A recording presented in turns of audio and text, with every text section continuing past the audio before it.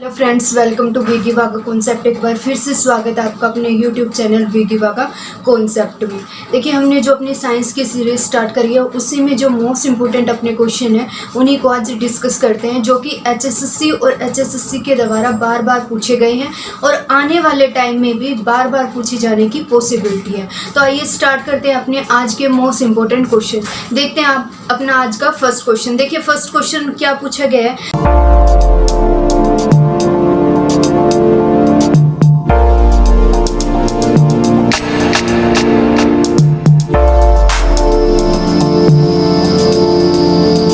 विश्व का सबसे छोटा पक्षी है। देखिए, हमें विश्व का यानी कि वर्ल्ड का सबसे छोटा जो पक्षी है उसके बारे में बताना है। ऑप्शन की अगर बात करें तो ऑप्शन ए दिया गया है एमू, ऑप्शन बी दिया गया है कीवी, ऑप्शन सी दिया गया है हमिंग बर्ड और लास्ट डी ऑप्शन दिया गया है गोरैया। तो देखिए, जो इस क्वेश्चन के लिए करेक्ट आंसर होगा हमारा वो होगा ऑप्शन नंबर सी, यानी कि हमिंग बर्ड जो है वो क्या है, वर्ल्ड का सबसे छोटा पक्षी है। ये देखिए, वर्ल्ड का सबसे छोटा पक्षी है, तो इस क्वेश्चन के लिए जो करेक्ट आंसर होगा वो क्या होगा, ऑप्शन नंबर सी, यानी कि हमिंग बर्ड। और हमिंग बर्ड क्या होता है, एक छोटा सा पक्षी होता है और दूसरा ये क्या खाता पीता, छोटे छोटे जो इंसेक्ट वगैरह होता है उन्हीं को ये खाता है। और कई ऐसे देश, कई ऐसी कंट्री हैं जहाँ पे हमिंग बर्ड को दिखना या देखना क्या माना जाता है, बहुत एक पॉजिटिव साइन माना जाता है, यानी कि बहुत अच्छा माना जाता है कई कंट्रीज में। तो विश्व का जो सबसे छोटा पक्षी है वो किसको माना जाता है, किसको कहा जाता है, वो है हमारा हमिंग बर्ड। तो क्वेश्चन के लिए करेक्ट आंसर क्या होगा, ऑप्शन नंबर सी।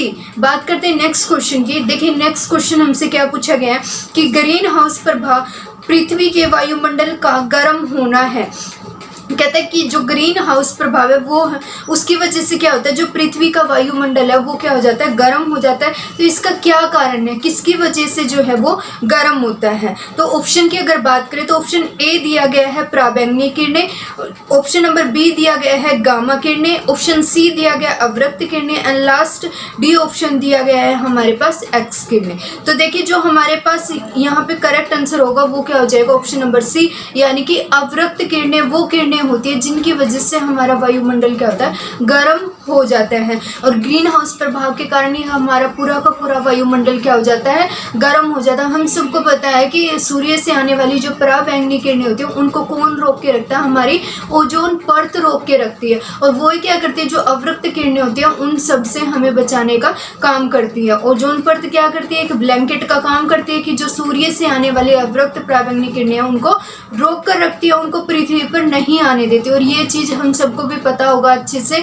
मेनली कि जो हम ह्यूमंस हैं, मानव जो हैं, अगर जितने भी सूर्य से आने वाले अवरक्त पराबैंगनी किरणें अगर वो बीच में ओजोन पर से होकर ना आए, यानी कि डायरेक्ट अगर हमारी पृथ्वी पर आ जाए, तो उससे हमें क्या हो सकती है, बर्ड कैंसर, कैंसर से रिलेटेड बहुत सारी बीमारियां हो सकती हैं। तो ग्रीन हाउस प्रभाव के कारण वायुमंडल क्या हो जाता है, गर्म हो जाता है। और इसका कारण, सबसे मेन कारण हमारे पास क्या होता है, अवरक्त किरणें होती है। तो सेकंड क्वेश्चन के लिए करेक्ट आंसर हमारे पास क्या हो जाएगा, ऑप्शन नंबर सी, यानी कि अवरक्त किरणें। और इन अवरक्त किरणों में या ये जो हमारे पास होती है ग्रीन हाउस प्रभाव गैसें जो होती है, इनमें क्या क्या होते हैं हमारे पास, कार्बन डाइऑक्साइड, मीथेन, जलवाष्प, ये सारी की सारी चीज़ें उसके अंदर क्या होती है, मिक्स होती है। बात करते हैं नेक्स्ट क्वेश्चन की। देखिए, नेक्स्ट क्वेश्चन हमसे क्या पूछा गया है कि प्राकृतिक पर्यावरण से क्या अभिप्राय है। हमें बताना है कि जो प्राकृतिक पर्यावरण होता है उससे हम क्या समझते हैं, उससे हमें किस बारे में पता लगता है। ऑप्शन ए की अगर बात करें तो ऑप्शन ए दिया गया है मानवीय कार्यकलापों से अछूते क्षेत्र में सजीव प्राणी और निर्जीव वस्तुएं या कारक, ये हमारे पास क्या है, फर्स्ट ऑप्शन है।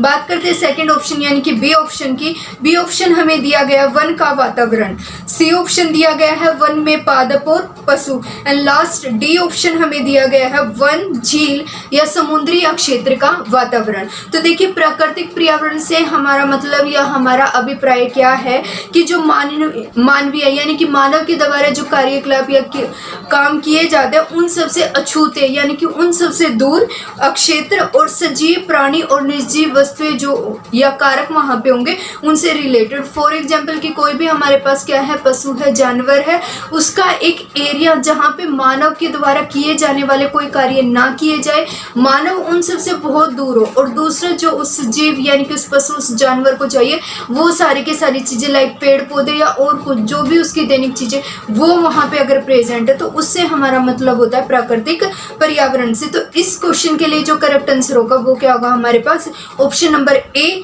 यानी कि मानवीय कार्यकलापों से अछूते, यानी कि जो मानव के द्वारा किए जाने वाले काम है उनसे अछूते, उनसे दूर अक्षेत्र, और सजीव प्राणी, जहाँ पे सजीव प्राणी होंगे और उनके साथ क्या होगी, या तो निर्जीव वस्तु या उनके कुछ कारक होंगे। बात करते हैं नेक्स्ट क्वेश्चन की।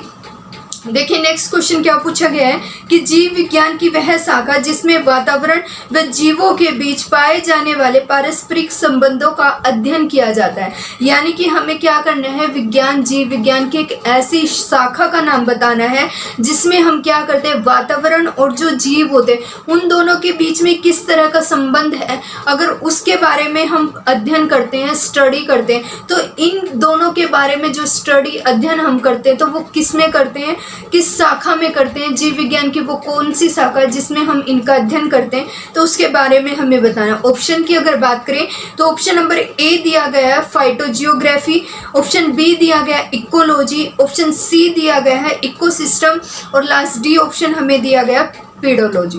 तो देखिए यहाँ पे हमारा जो करेक्ट आंसर होगा वो क्या होगा, ऑप्शन नंबर बी, यानी कि इकोलॉजी में हम क्या करते हैं, जो वातावरण होते हैं और जो जीव होते हैं इन दोनों के बीच में किस तरह का संबंध है, किस तरह से आपस में रहते हैं, मिलजुल कर किस तरह व्यवहार करते हैं, कैसा रहन सहन इनका आपस में है। तो अगर इन चीज़ों के बारे में हम स्टडी करते तो ये हम किसके अंदर करते हैं, इकोलॉजी के अंदर करते हैं। देखिए मैं बार बार आप सभी को बोलती रही हूँ कि हमें क्या करना है, जो हमारे ऑप्शन दिए जाते हैं क्वेश्चन के साथ में उनसे भी क्वेश्चन को उठाना है।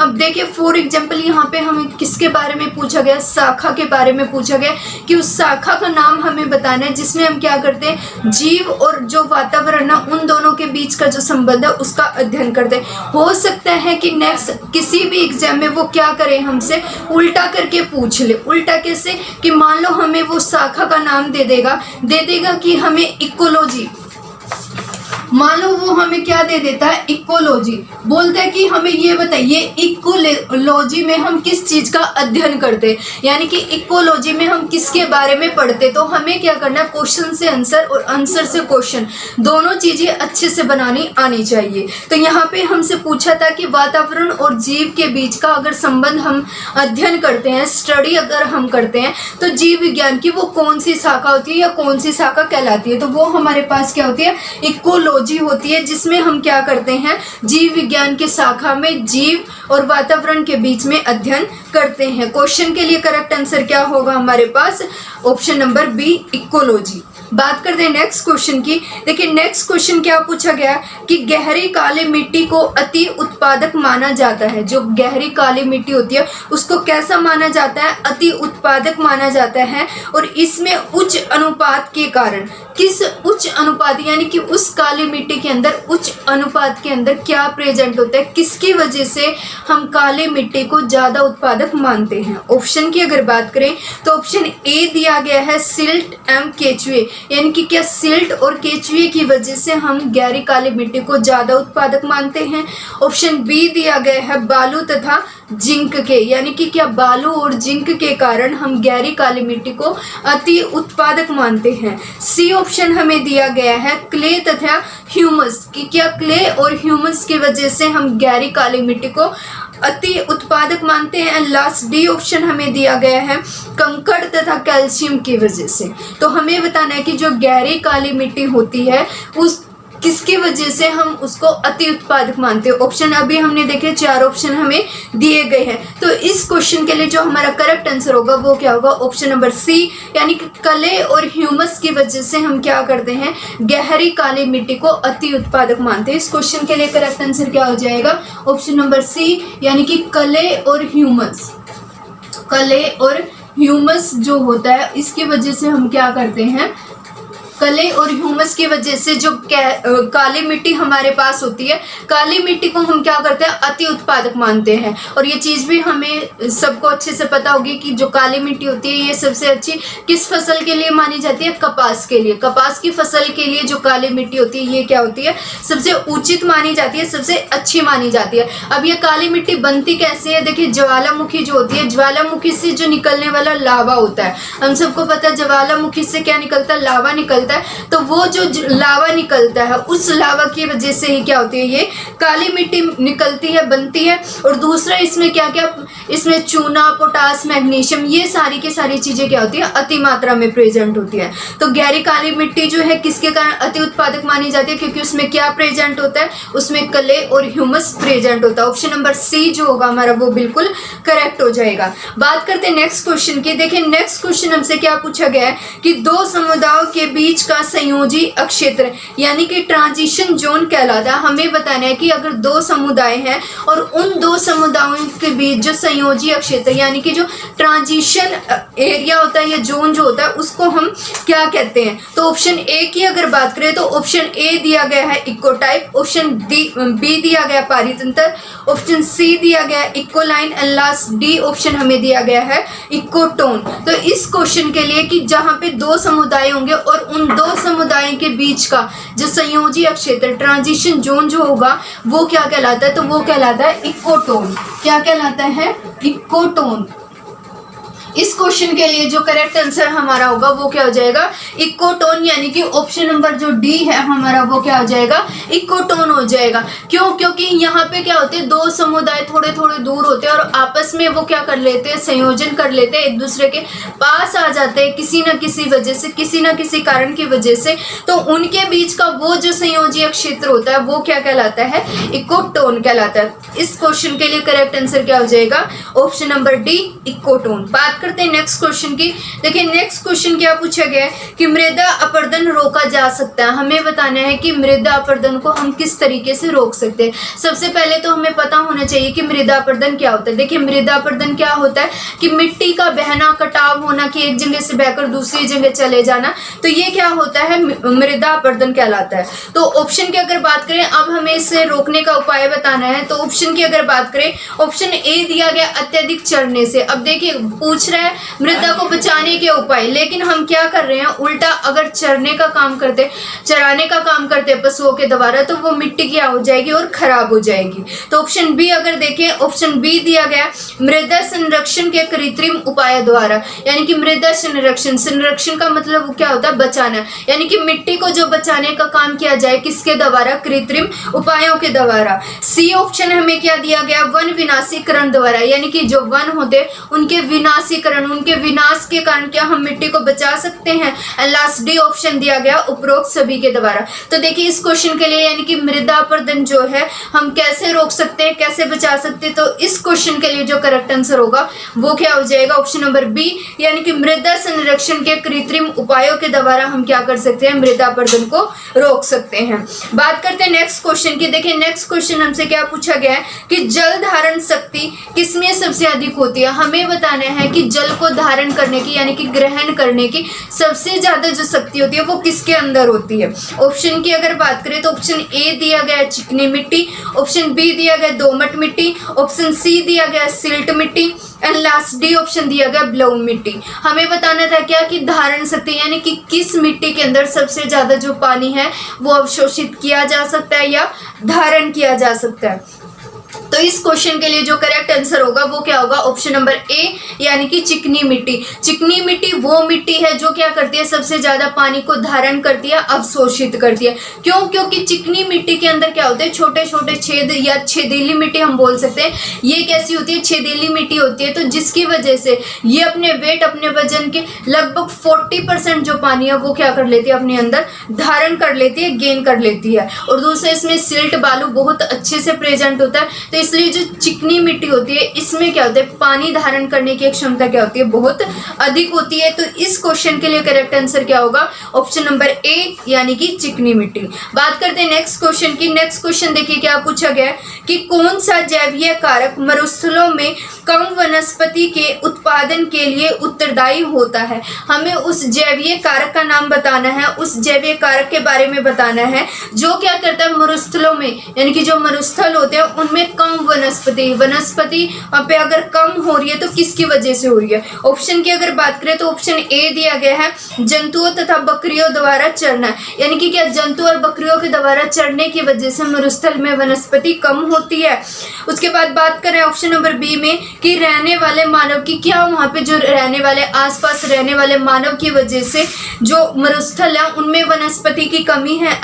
सी ऑप्शन दिया गया है हमें निम्न वर्षा, कि क्या निम्न वर्षा की वजह से जो मरुस्थल होते हैं उनमें वनस्पति की मात्रा कम पाई जाती है। और लास्ट डी ऑप्शन हमें दिया गया है मृदा की दुर्बल उर्वरता, यानी कि क्या जो मिट्टी होती है, मृदा जो होती है उसकी उर्वरता कम होती है, दुर्बल होती है, उसकी वजह से मरुस्थल में कम वनस्पति मिलती है। तो देखिए हम सबको पता है मरुस्थल एक ऐसा एरिया होता है जहाँ पे क्या होती है, दूर दूर तक रेत ही होती है, पेड़ पौधे होते हैं और वहाँ पे वर्षा बारिश की मात्रा क्या होती है, बहुत कम होती है, पे पानी की मात्रा क्या होती है, बहुत कम होती है। तो इस क्वेश्चन के लिए करेक्ट आंसर क्या हो जाएगा, ऑप्शन नंबर सी यानी कि निम्न वर्षा। निम्न वर्षा एक वो जैवीय कारक है जिसकी वजह से क्या होता है मरुस्थल में जो वनस्पति है वो क्या होती है, कम पाई जाती है। बात करते हैं नेक्स्ट क्वेश्चन की। देखिए नेक्स्ट क्वेश्चन क्या पूछा गया है कि पारितंत्र के दो घटक होते हैं। हमें बताना है कि जो पारितंत्र होता है उसके कौन से दो घटक होते हैं। ऑप्शन ए की अगर बात करें तो ऑप्शन ए दिया गया है खरपतवार एवं वृक्ष, कि क्या खरपतवार और जो वृक्ष होते हैं, वृक्ष जो होते हैं वो खरपतवार पारितंत्र के दो घटक होते हैं। ऑप्शन बी दिया गया है जैवीय और अजैवीय घटक, कि क्या जैवीय और अजैवीय घटक जो होते हैं वो पारितंत्र के दो मेन घटक हैं। ऑप्शन सी दिया गया है मेंढक तथा मानव, कि क्या जो मेंढक और मानव होते हैं वो पारितंत्र के दो घटक है। ऑप्शन डी दिया गया है जंतु एवं पादप, कि क्या जंतु और पादप जो है वो हमारे पारितंत्र के दो घटक है। तो देखिए इस क्वेश्चन के लिए कि पारितंत्र के जो दो मेन घटक है, हम सबको पता है कि पारितंत्र क्या होता है, दोनों से मिलकर बनता है, जैव से भी और अजैव से भी। तो इस क्वेश्चन के लिए जो करेक्ट आंसर होगा वो क्या होगा हमारे पास, ऑप्शन नंबर बी यानी कि जैवीय और अजैवीय वो घटक है जिनसे क्या होता है पारितंत्र बनता है। तो इस क्वेश्चन के लिए करेक्ट आंसर क्या हो जाएगा, ऑप्शन नंबर बी। बात करते हैं नेक्स्ट क्वेश्चन की। देखिए नेक्स्ट क्वेश्चन क्या पूछा गया है कि पृथ्वी वह परत जिसमें जीव रहते हैं, पृथ्वी की वह परत हमें बतानी है जिसमें क्या रहते हैं, जीव रहते हैं। ऑप्शन की अगर कहलाती है यानी कि वो परत जिसमें जीव रहते हैं तो वो परत क्या कहलाती है, वो एरिया क्या कहलाता है, तो उसके बारे में बात करते हैं। तो ऑप्शन की अगर बात करें तो ऑप्शन ए दिया गया स्थल मंडल, ऑप्शन बी दिया गया जीव मंडल, ऑप्शन सी दिया गया है हमारे पास वायुमंडल, एंड लास्ट डी दिया गया हमारे पास जल मंडल। तो देखिए पूछा क्या गया कि पृथ्वी की वह परत जिसमें जीव रहते हैं, तो जिसमें जीव रहते हैं तो वो क्या कहलाएगा, जीव मंडल कहलाएगा। तो इस क्वेश्चन के लिए जो करेक्ट आंसर होगा वो हमारे पास क्या हो जाएगा, ऑप्शन नंबर बी हो जाएगा। स्थल मंडल क्या होगा, जहां पे स्थल होगा। वायुमंडल क्या होगा, जहां पे वायु प्रेजेंट होगी। और जल मंडल क्या होगा, जहां पे जल प्रेजेंट होगा। तो वो परत जिसमें जीव रहते हैं तो वो क्या कहलाती है हमारे पास, जीव मंडल कहलाती है। तो क्वेश्चन के लिए क्या हो जाएगा correct answer, option number B. So friends तो ये थे आज के हमारे मोस्ट इंपोर्टेंट क्वेश्चन जो कि HSSC और SSC दोनों के द्वारा पूछे गए। आई होप सारे के सारे क्वेश्चंस आपको क्लियर हो चुके होंगे। Thank you so much watching for this video. Channel को सब्सक्राइब करें, शेयर करें और कमेंट करके जरूर बताएं कि वीडियो आपको कैसी लगी। Thank you so much.